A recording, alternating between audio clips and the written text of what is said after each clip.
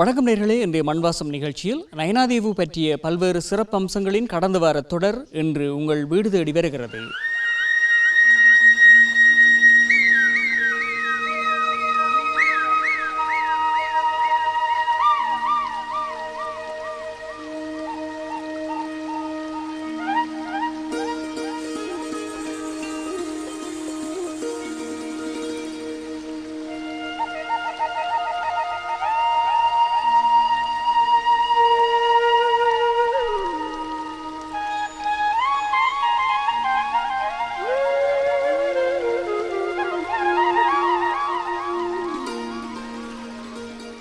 தென்னிலங்கை அல்லது இலங்கையின் வேறு மாவட்டங்களிலிருந்து யாழ்ப்பாணம் நோக்கி பயணிக்கும் சுற்றுலா பயணிகளின் பார்வையிடுவதற்கான முக்கிய இடமாக நயனாதீவையே கொண்டிருக்கிறார்கள். தென்னிலங்கையிலிருந்து வாராவாரம் பல்லாயிரக்கணக்கான சிங்கள மக்கள் நயனாதீவுக்கு வழிபாட்டுக்காக செல்கிறார்கள்.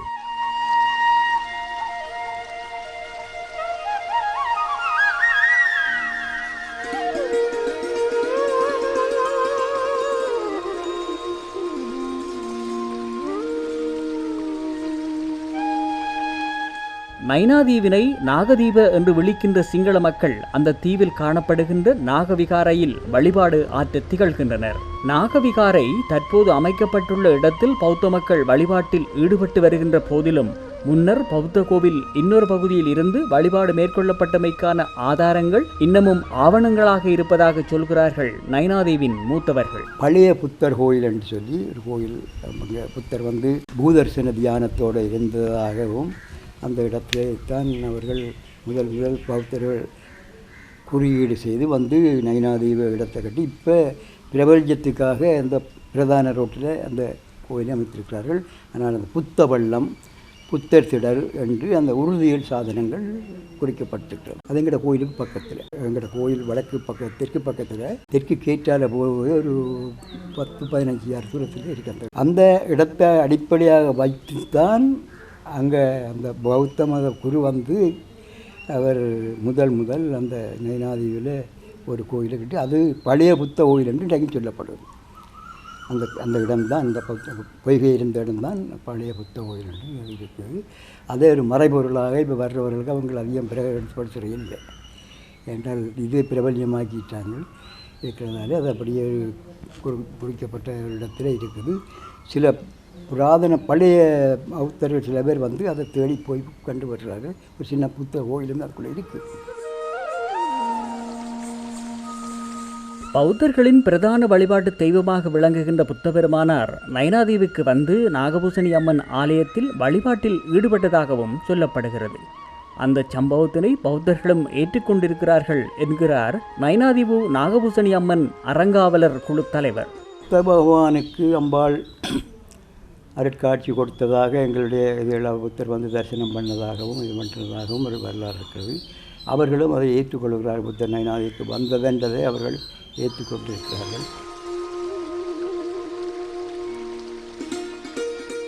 நயனாதீவு தனியே இந்து மதம் மற்றும் பௌத்த மதங்களை மட்டும் கொண்டிருக்கவில்லை. அவற்றுடன் கூடவே கத்தோலிக்க மற்றும் இஸ்லாம் மத வழிபாட்டிடங்களையும் அது தன்னகத்தே வைத்திருக்கிறது. பள்ளிவாசல் ஒன்றும் ஒரு கிறிஸ்தவ தேவாலயம் இருக்குது. அப்போ நயனாதீவு ஒட்டுமொத்தமாக பார்க்க ஒரு சர்வமத சந்நிதியாக விளங்குது. முஸ்லீம் மக்கள் ஒரு 30க்கும் மேற்பட்ட குடும்பங்கள் இருக்குது. அவை 90ஆம் ஆண்டு இந்தியாவில் இந்த முஸ்லீம் மக்கள் எல்லாம் இடம்பெயர்க்கையும் அவை இடம்பெயராமல் நயனாதீவு மக்களுடைய தொடர்ச்சியாக இருந்து வருகிறது. அந்த பள்ளிவாசல் 1944ஆம் ஆண்டு அளவில் தென்னிந்தியாவிலேருந்து வந்த கிழக்கரை முஸ்லீம் மக்கள் அங்கே தொழில் நிமித்தம் அங்கே குடியேறியதால் கட்டப்பட்ட பள்ளிவாசலாக இப்போயும் காணப்படும்.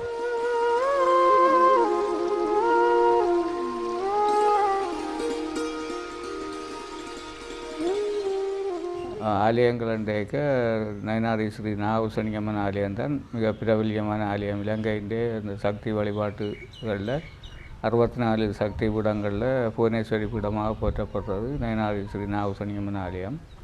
அதை விட நயனாதீவு செம்மணத்தம்புரம் ஸ்ரீ விரகத்தி விநாயகர் ஆலயம், தம்பயப்பதி வீரபத்திர சுவாமி ஆலயம், இரட்டங்காலி ஸ்ரீமுருகன் ஆலயம், இவ்வளவும் மகோத்சவம் நடைபெற்ற ஆலயங்கள். தில்லைவழி பிடாரி அம்பிகை ஆலயம், பெருங்குளம் மதுரை மீனாட்சி அம்மன் ஆலயம், மலையடி ஐயனார் ஆலயம், அதை விட இந்த கிராம வழிபாட்டு கோயில்களாக வைரவர் கோயில்கள் ஒரு 10க்கும் மேற்பட்ட வைரவர் ஆலயங்கள் இருக்குது.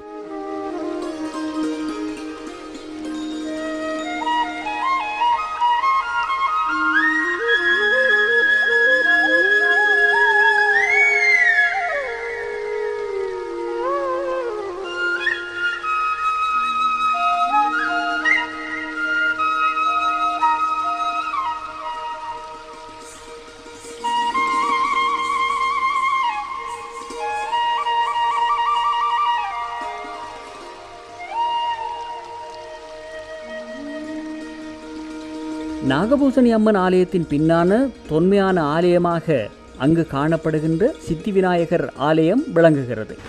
நான் சேர்ந்தது 1952 எண்ணம் இருக்கிறோம், எல்லாம் தலைவராக இருக்கிறோம்.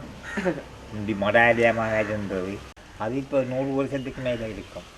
எங்களை தாயாக தகப்பனால் தான் உண்டாக்கினார்கள். நைனாதீவின் சிறப்புக்குரிய தனித்துவமான இன்னொரு வழிபாட்டு நடவடிக்கையும் பெரிதொரு இடத்தில் மேற்கொள்ளப்படுகின்றது. பிடாரி அம்மன் எனப்படுகின்ற ஒரு பெண் தெய்வ வழிபாடும் அந்த தீவில் சிறப்புக்குரியதாக விளங்கி வருகிறது. பிடாரியம்மன் கோயில் அதுவும் ஒரு புராதனமான ஒரு கோயில்.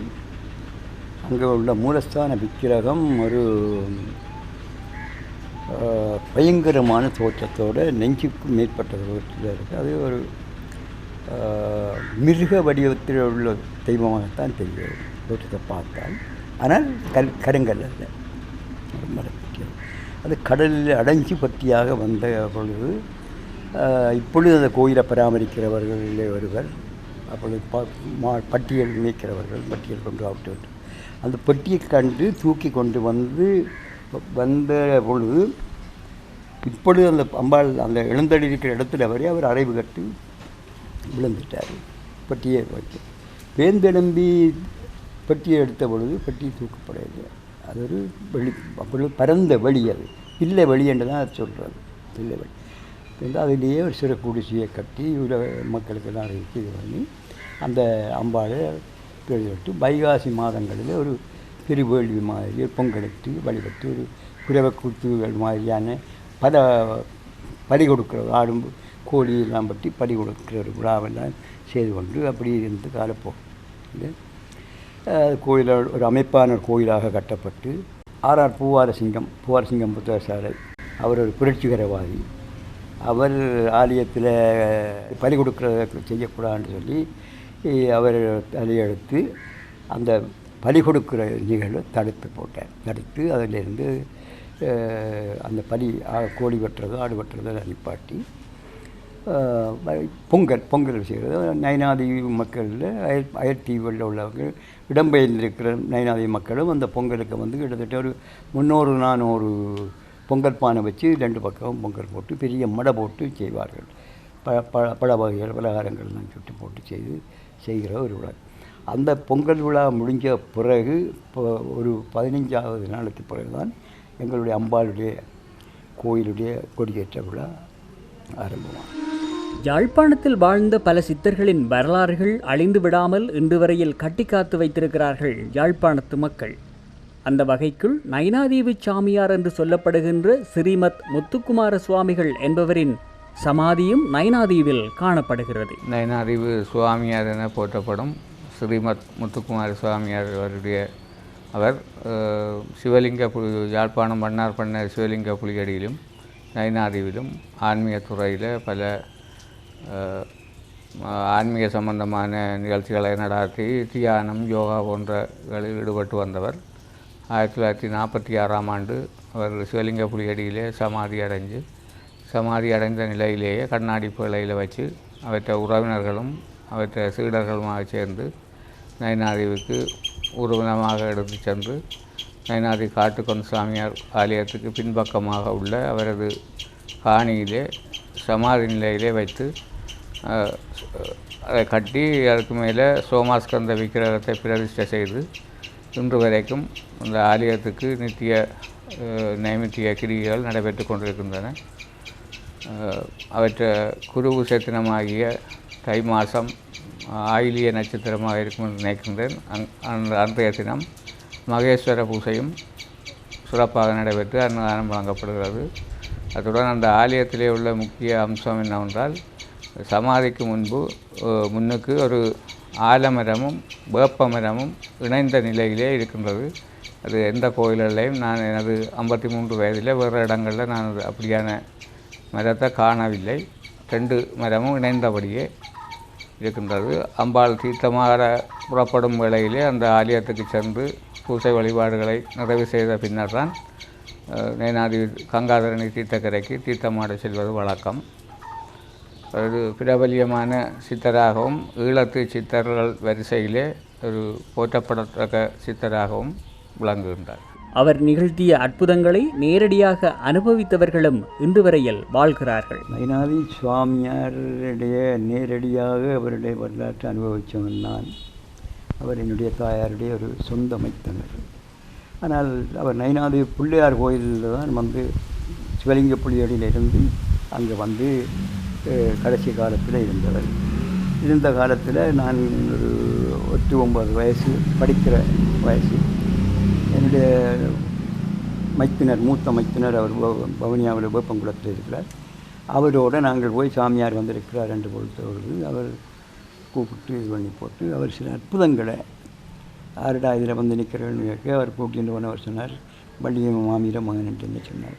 இவ்வாடு அமைச்சால் வள்ளி அமைச்சாளர் மகனாக இங்கே வாண்டு கூப்பிட்டு அப்படியே பக்கத்தில் இழந்த மண்ணை கொஞ்சம் தள்ளி அமற்றான்னு சொல்லி வாய்க்குள்ளே போட்டார். அது அவ்வளவும் கற்கண்டையா. இது நான் அனுபவித்து ஒரு மறக்க முடியாது.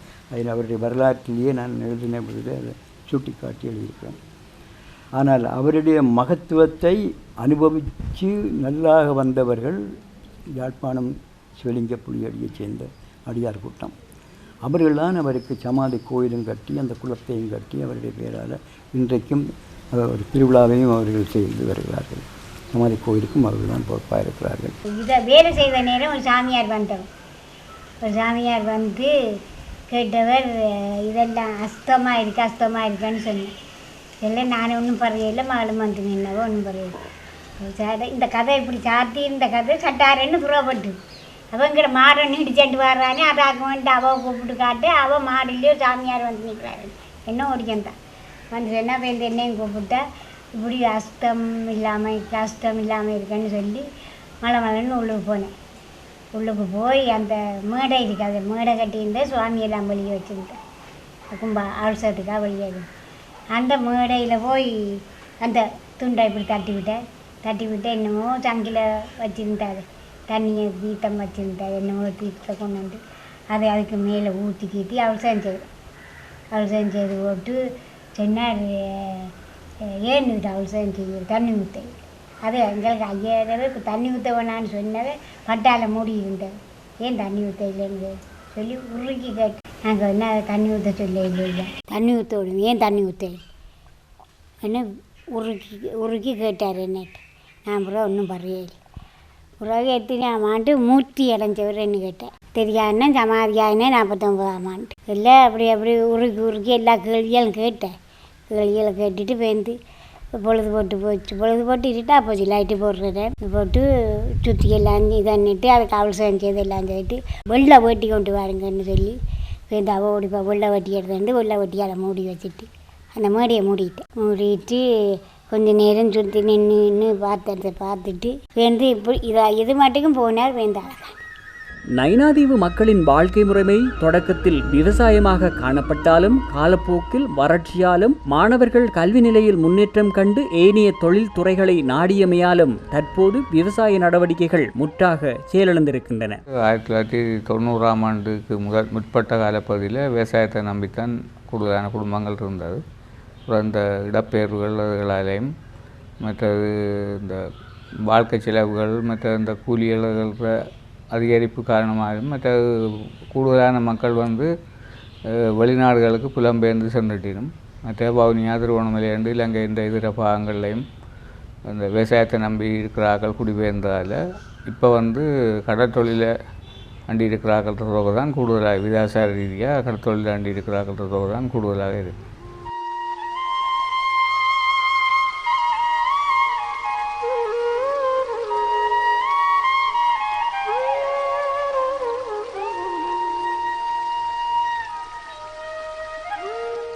கரையோர பகுதிகளில் சில மீனவர்கள் மீன்பிடி நடவடிக்கைகளையும் மேற்கொண்டு வருகிறார்கள். தொழிலாகவே கடற்தொழில் தான் செய்யணும் கூடுதலாக. பிடிக்கப்படுற மீன்களில் ஓரளவுக்கு நைனாதி மக்களின் தேவைக்கு போக மிஞ்சிய மீன்கள் இங்கே குடியேற்றுவான் துறைமுகம் ஊடாக யாழ்ப்பாணத்துக்கும் மற்ற இந்த கூலர் வாகனங்கள் மூலமாக ஏற்றுமதி செய்யப்படுது. அதேவேளை நைனாதீவினைச் சேர்ந்த பெருமளவான மக்கள் புலம்பெயர்ந்து பல்வேறு தேசங்களிலும் வாழ்ந்து வருகிறார்கள். அவர்கள் தங்கள் ஊர்கள் தொடர்பில் இன்னமும் அக்கறை காட்டி செயற்படுவதை அவர்கள் ஆற்றுகின்ற பணிகள் மூலம் காண முடிகிறது. குறிகட்டுவானில் இருந்து நைனாதீவுக்கான படகு சேவையிலும் அந்த கிராமத்து மக்கள் ஈடுபட்டு அதனையும் ஒரு தொழிலாக கொண்டிருக்கிறார்கள்.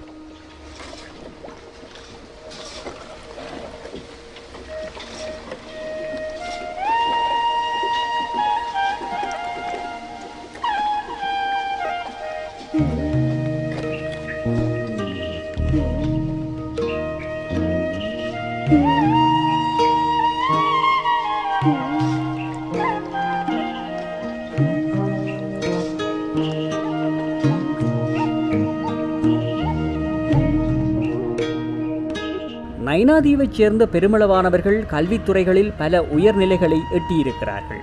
அந்த கிராமத்து மக்களை வளர்த்தெடுக்கின்ற பணியில் நைனாதீவில் 3 கல்விச்சாலைகள் விளங்குகின்றன. நைனாதீவிலே 3 பாடசாலைகள் இயங்கி வருகின்றன. அவற்றிலே ஒன்று ஆண்டு 1 தொடக்கம் ஆண்டு 5 வரைக்கும் ஆரம்ப கல்வி பிரிவை கற்பிக்கின்ற நைனாதீவு ஸ்ரீ நாகபூஷணி வித்தியாலயம். அதற்கு அடுத்தபடியாக ஆண்டு 1 தொடக்கம் கல்வி பொத்தராதர சாதாரண தரம் வரை கல்வி பயிற்றுவிக்கின்ற நைனாதீவு ஸ்ரீ கணேச கனிஷ்ட மகா வித்தியாலயம். அடுத்து ஆண்டு 6 தொடக்கம் கல்வி பொத்தராதர உயர்தரம் வரையும் கல்வி பயிற்றுகின்ற நைனாதீவு மகா வித்தியாலயம் ஆகிய 3 பாடசாலைகள் இயங்கி வருகின்றன. இந்த 3 பாடசாலைகளிலும் ஓரளவுக்கு போதிய ஆசிரியர்கள் நியமிக்கப்பட்டிருக்கின்றார்கள். ஆங்கிலம் நைனாதீவை பொறுத்தளவிலே ஆங்கில அறிவு மிகவும் குறைவாகத்தான் இருக்கின்றது. அவர்களது அடிப்படை ஆங்கில அறிவு போதிய அளவிலே இல்லாததும் அவர்கள் ஆங்கில பாடத்தில் காட்டுகின்ற அக்கறையின்மையும் தான் அதற்கு காரணமாக இருக்கும் என நினைக்கின்றேன். நைனாதீவின் புகழுக்கேற்ப அந்த கிராமத்தைச் சேர்ந்த ஆசிரியர் ஒருவரும் விளங்கி வருகிறார். பாடசாலை ஒன்றின் ஆசிரியரான கனகசபை ஜீவசீலன் ஆயிரக்கணக்கான மாணவர்களுக்கு இலவச கல்வியினை புகட்டி வருகிறார்.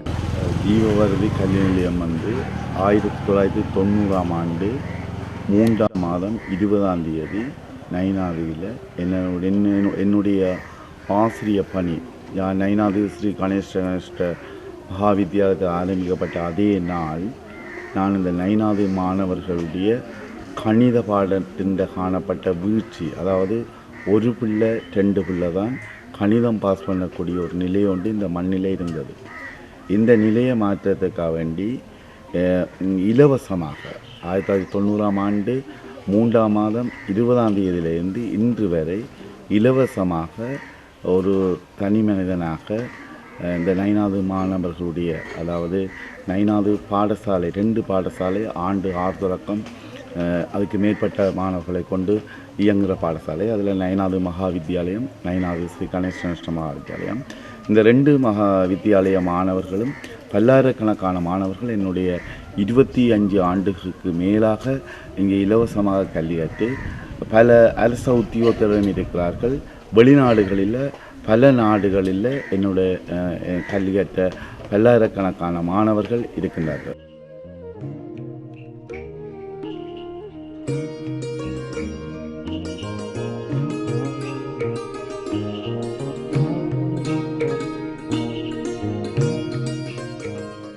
நான் ஏன் இந்த மண்ணில் இலவசமாக கல்வி கற்கக்கூடிய நிலை ஏன் ஏற்பட்டது என்று சொன்னால், இங்கு வாழுகின்ற மாணவர்களுடைய வருமானம், அதாவது வறுமை கோட்டை கீழே வாழுகின்ற மாணவர்கள் ஏராளமான மாணவர்கள் இந்த மண்ணில் காணப்படுகிறார்கள். வசதியான மாணவர்கள் இந்த பிரதேசத்தை விட்டு யாழ்ப்பாண பகுதியில் தங்களுடைய கல்வியை தொடர்கின்ற வேளையில் வசதிக்கு மிக குறைந்த மாணவர்கள், கூடுதலாக 4/3 பங்கினர் வசதியற்ற மாணவர்கள் இந்த பிரதேசத்தில் வாழ்ந்து கொண்டிருக்கின்றார்கள். ஆகவே அந்த பணம் ஒன்று அவர்களுடைய கல்விக்கு இடையூறாக இருக்க கூடாது என்ற ஒரு நோக்கத்திற்காக சேவை செய்வது கடமையடா சேவையே சாரணர் உடைமையா என்ற சாரணர் சின்ன வயதில் பழகின அந்த இது என்னுடைய இந்த கணித பாடத்தில் இந்த சேவை மனப்பாங்குடன் இயங்கக்கூடிய நிலை ஒன்று ஏற்பட்டது. 1999ஆம் ஆண்டு நயனாதேவி ஸ்ரீ கணேச மகாவித்தியாலயத்தில் 24 மாணவர்கள் விசேட சித்தி கணித பாடத்தில் எடுப்பதற்கு நான் ஒரு ஊன்றுகோலாக இருக்கிறேன்.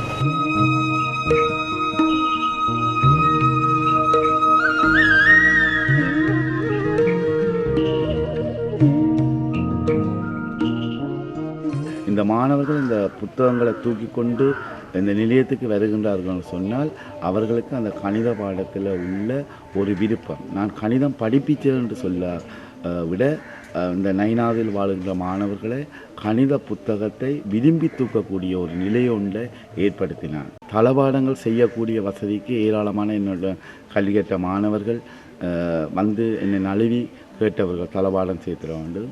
நான் மாணவர்கள் கஷ்டங்களை உணர்ந்து படிக்க வேண்டும் என்ற ஒரு நோக்கத்துக்காக வேண்டித்தான் அவர்களுக்கு அந்த தளபாட வசதியை கூட செய்ய விரும்பவில்லை.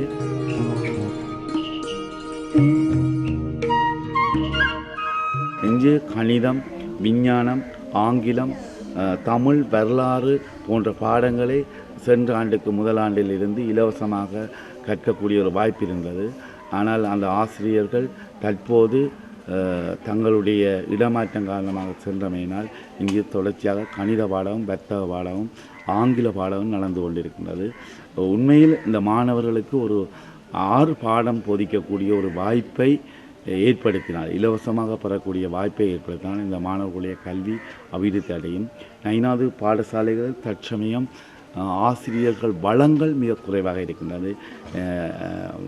போதிய கணிதம், விஞ்ஞானம், ஆங்கிலம் போன்ற சிறப்பு வாய்ந்த பாடங்களுக்குரிய ஆசிரியர் பற்றாக்குறை ஒன்று காணப்படுகின்றது. இருந்தபோதும் இந்த மண்ணில் அந்த கல்வியை ஆகவும் வீழ்ச்சி அடையாமல் பாதுகாத்து கொண்டு இங்கிருக்கின்ற வளங்களை பூரணமாக பயன்படுத்தி கொண்டு ஓரளவு நிவர்த்தி செய்கின்றது. ஆரம்பத்தில் இருந்த கல்வி நிலை ஒன்று தற்போது இல்லாதவிட்டு மனம் பெறுகின்றோம். மாணவர்களை சமமாக மதித்து அவர்களுக்குள் ஏற்றத்தாழ்வின்றி கல்வி பயில வேண்டும் என்பதும் அவருடைய கொள்கையாக காணப்படுகிறது.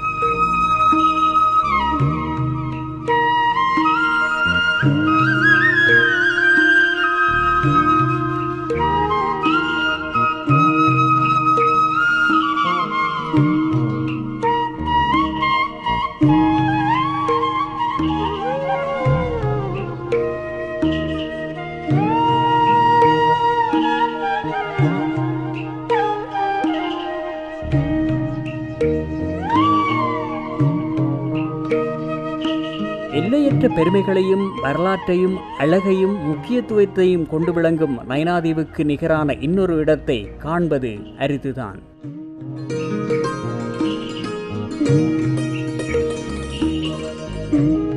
நல்லது நேயர்களை மற்றும் ஒரு மண்பாசம் நிகழ்ச்சியில் சந்திப்போம். அதுவரையில் உங்களிடமிருந்து விடைபெற்றுச் செல்வது என்றும் உங்கள் அன்பின் ரமணன். வணக்கம் நேயர்களே.